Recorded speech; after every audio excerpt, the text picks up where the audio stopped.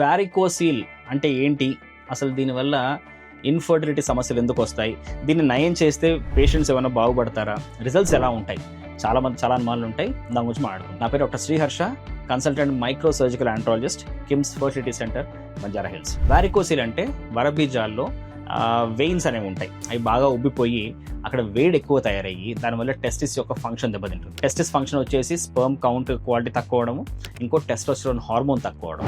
So ఇలాంటి patients మా దగ్గరకు వచ్చినప్పుడు వాళ్ళకి స్పర్మ్ కౌంట్ క్వాలిటీ చూసి ఎగ్జామిన్ చేసి ఒక టెస్ట్ స్కాన్ చేస్తాం. స్కాన్లో కనుక వారికోసిల్ బయటపడి వాళ్ళ స్పర్మ్ కౌంట్ క్వాలిటీ తక్కువ ఉంటే కనుక అలాంటి పేషెంట్స్కి వారికోసిల్ సర్జరీ వల్ల ఉపయోగం ఉంటుంది.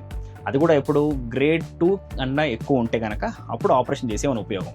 అండ్ గుర్తుంచుకోవాల్సిన విషయం ఏంటంటే 80% పేషెంట్స్ వారికోసిల్ సర్జరీ తర్వాత ఇంప్రూవ్ అవుతారు, ఒక 20% పేషెంట్స్ ఇంప్రూవ్ అవ్వకపోవచ్చు.